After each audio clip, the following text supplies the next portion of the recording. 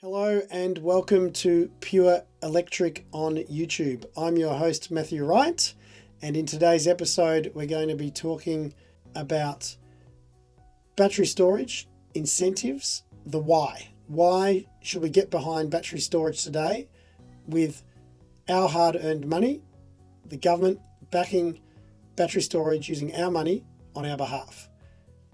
Welcome to Pure Electric, solar, wind, renewables, efficiency, and battery storage.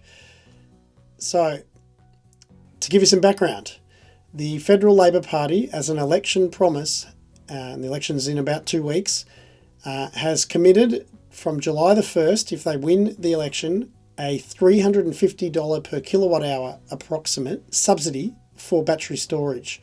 The subsidy's capped at 50 kilowatt hours, and it's a one-shot subsidy. So you can only get it on your house one time, or at your factory if you're a small business or even a larger company. 50 kilowatt hours of storage maximum can be subsidized under this proposed scheme.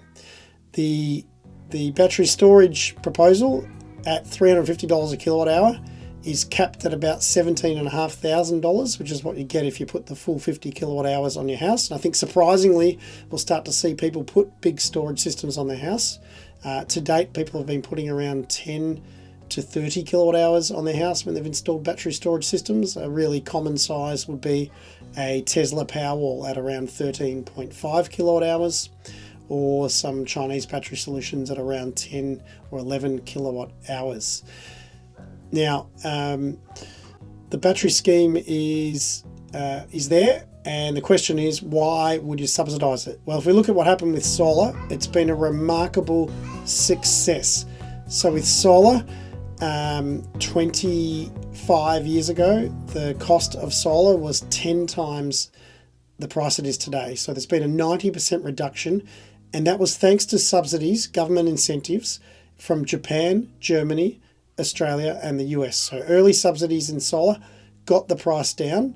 We especially need to mention China as well. They subsidised and built the manufacturing facilities that commercialised the technology that was researched and engineered and developed in Australia and elsewhere in the West.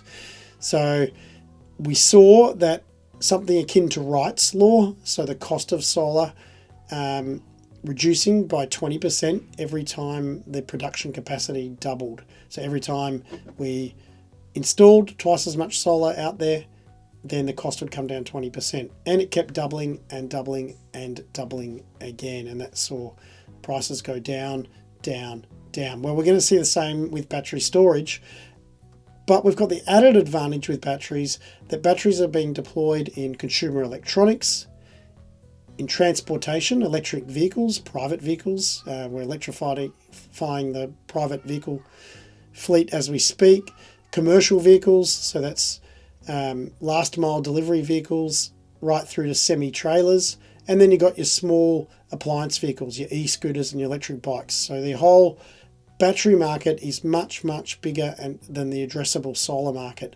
So with a government subsidy getting behind battery storage on the grid, we will see much more rapid declines in costs. And what happens with the incentive is it's a higher price for society to pay up front. So there is a subsidy, and that's coming out of our taxation dollars, for example, to pay for that subsidy. And that is front loaded. So it's subsidising these early deployments of grid storage technologies. So battery storage behind the meter at your or my house, for example. And once that battery storage has been deployed over and over again and the cost starts to come down, then we'll be weaned off the government subsidy.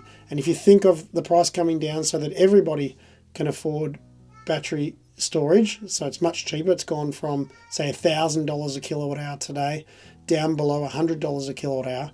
That means everybody who couldn't afford a battery even under the subsidised scheme today in 2025 will be able to afford a battery under the future lowered cost batteries. So the batteries that are the eventuality of getting this support early.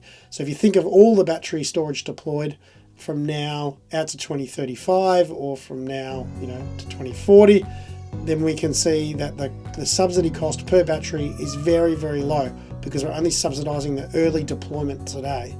And that's the fantastic thing about getting behind a technology to get it down the cost curve, to drive Wright's law. And batteries will act the same as solar. So for every doubling of installation capacity, battery prices will reduce by 20%.